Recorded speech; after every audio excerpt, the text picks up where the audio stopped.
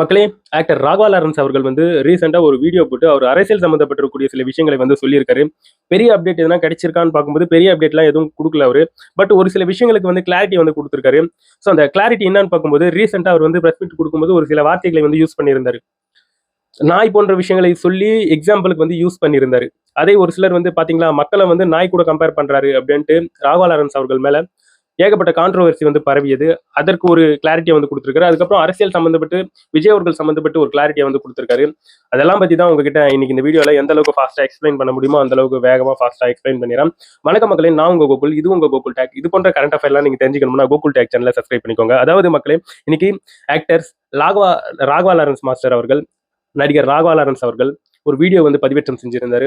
அந்த வீடியோவுடைய முக்கியத்துவம் 2 விஷயங்களாக இருக்கு. அதுல ஒன்று என்னன்னு பார்த்தோம்னா ரீசெண்டா ராகவா லாரன்ஸ் அவர்கள் வந்து ஒரு பிரஸ் மீட் வந்து கொடுத்திருந்தாரு. அந்த பிரஸ் மீட்ல ஒரு எக்ஸாம்பிளுக்கு வந்து சொல்லியிருந்தாரு ஒரு சில விஷயங்களை.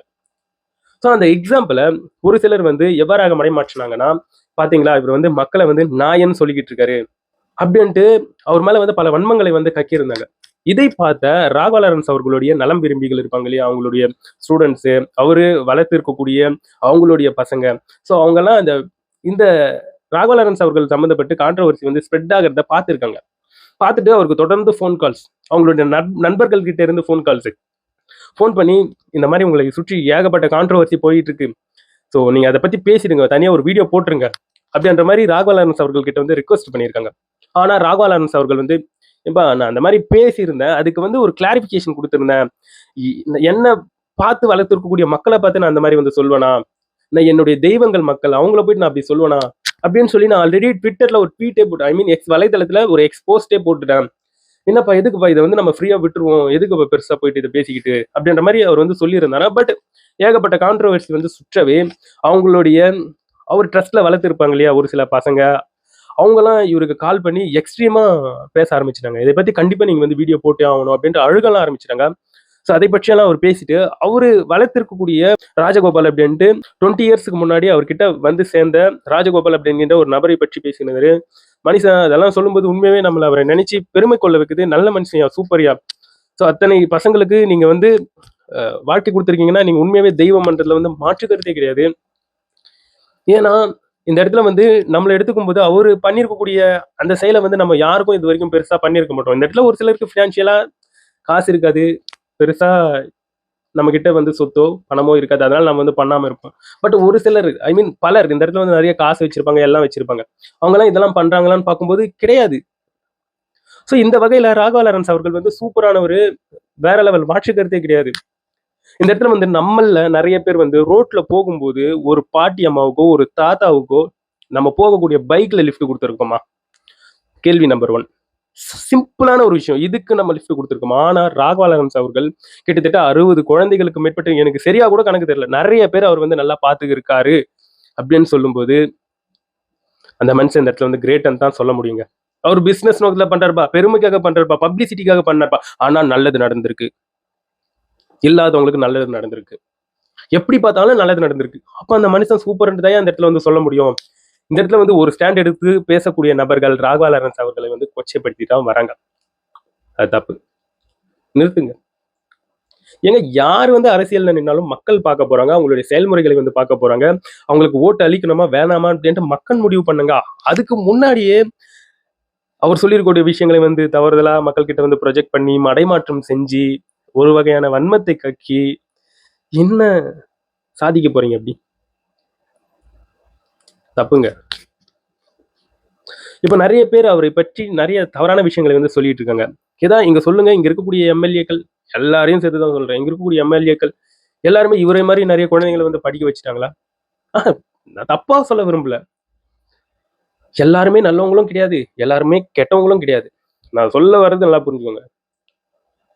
ஸோ இந்த மனுஷன் இவ்வளவு நல்லது பண்ணியிருக்காரு.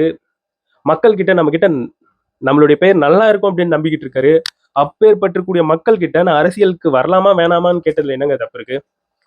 இப்போ எந்த ஒரு ஹெல்ப்புமே பண்ணாம நான் எடுக்கிறதா முடிவு அப்படின்ட்டு வரவங்க வரலாம் அப்படி.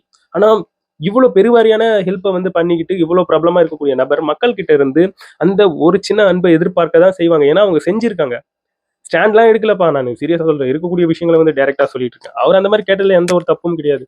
அப்படி கேட்டதுல வாங்க வரக்கூடாது அப்படின்னு சொல்றதுக்கு இந்த இடத்துல வந்து எத்தனையோ நல்ல உள்ளங்கள் இருக்கு. ஆனா இந்த இடத்துல வந்து தப்பா மடைமாற்றம் செய்யக்கூடிய அந்த உள்ளங்கள் தான் தப்பானது, கேவலமானது அப்படின்ட்டு இந்த இடத்துல வந்து நான் சொல்றேன். இதை தாண்டி திருச்சி கிழக்கு தொகுதியில ராகவா லாரன்ஸ் அவர்கள் வந்து நிற்கிறதா ஒரு செய்தி வந்து போயிட்டு இருந்தது இல்லையா? அதற்கு அவர் இதுக்கு முன்னாடி இருக்கக்கூடிய வீடியோக்குள்ளேயே வந்து கிளாரிஃபிகேஷன் வந்து குடுத்திருந்தாரு. கிளாரிஃபிகேஷன் குடுக்கல. அரசியலுக்கு வருவனா, வரமாட்டேனா அப்படின்ட்டு ஒரு டேட் ஃபிக்ஸ் பண்ணி லைவ்ல வந்து அதுக்கு ஒரு பெருசா ஒரு கதைகளை சொல்லியிருந்தாரு. ஸோ அதை பத்தியெல்லாம் பார்த்தோம். ஆனா ஒரு பெருசா எந்த ஒரு கிளாரிட்டியும் கிடைக்கல. அதே மாரி தான் இந்த வீடியோலயும் பெருசா கிளாரிட்டி கிடைக்கல. பட் அவர் சொல்லியிருக்கக்கூடிய விஷயங்கள் வந்து ஒரு வகையில வந்து புரிஞ்சிருக்கு. திருச்சி கிழக்குல அவர் வந்து நிக்கல அப்படின்ற அந்த விஷயம் வந்து புரிஞ்சிருக்கு. அதற்கு ரீசன் என்னன்னு பார்க்கும்போது, அதாவது விஜய் அவர்களை நம்பி அவருடைய கட்சியில இந்த கீழ் மட்டத்தில் இருக்கக்கூடிய நபர்கள் முதற்கொண்டு, அதாவது கட்சியில பேஸ்ல உறுப்பினர்கள் முதற்கொண்டு நிறைய பேர் வந்து நிறைய வேலையை செஞ்சுட்டு இருக்காங்க அந்த கட்சியில. அது போன்ற நபர்களுக்கு போஸ்டிங் கிடைக்கிறது தான் இந்த இடத்துல வந்து சரியானது. அதுதான் கரெக்டானதும் கூட. ஒரு கதைய கூட சொன்னாரு. ஒரு விதைய போட்டு அந்த விதை நல்லா முளைச்சு வந்து அதுக்கு சுத்தி வேலி நட்டு அந்த செடி வந்து பெருசா மரமாகி அதிலிருந்து வரக்கூடிய பழத்தை அந்த விதைய போட்டவன் தான் சாப்பிடணும். புதுசா போய் நான் சாப்பிடக்கூடாது அப்படின்ற மாதிரி அவர் ஒரு எக்ஸாம்பிள் வந்து சொல்லியிருந்தார். இவையெல்லாம் கேட்பதுக்கு நல்லா தான் இருந்துச்சு. அதாவது ஒரு கட்சியில உழைக்கக்கூடியவனுக்கு தான் சீட்டு தரணும் அப்படின்ற மாதிரி அவர் வந்து பேசியிருந்தார். அதே சமயத்தில் விஜய் அவர்களை பற்றியும் அவர் வந்து பேசியிருந்தார். ஸோ நான் ஹெல்ப் கேட்கும்போது நிறைய பேர் வந்து ஹெல்ப் பண்ணியிருந்தாங்க அப்படின்ட்டு உதயநிதி ஸ்டாலின் அவர்களை பற்றி பேசியிருந்தாரு. ஸோ விஜய் அவர்களை பற்றி பேசியிருந்தாரு.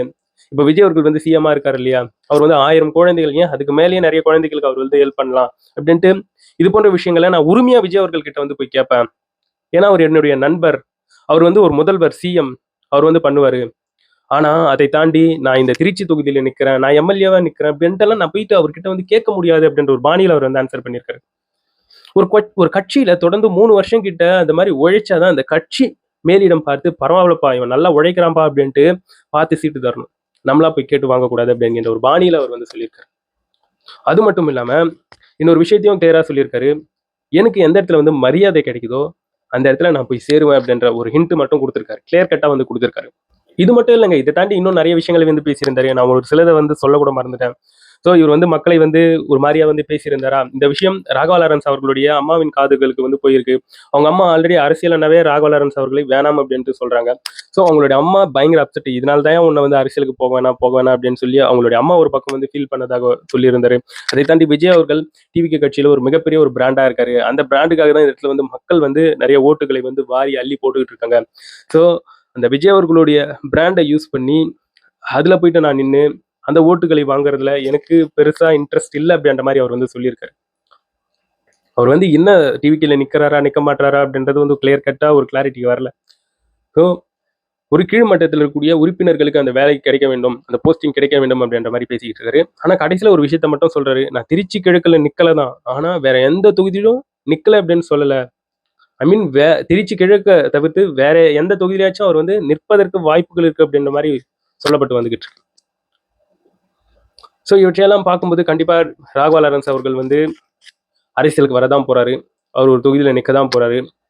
கண் கூட பார்க்க முடியுது. எனவே நண்பர்களே, இவரை பற்றி இருக்கக்கூடிய அந்த விஷயங்கள் வந்து வெளிப்படையாக என்னுடைய கமெண்ட் செக்ஷன்ல வந்து பதிவு பண்ணுங்க. நான் வந்து உங்களை அடுத்த ஒரு வீடியோல பார்க்குறேன். பாய் நண்பர்களே.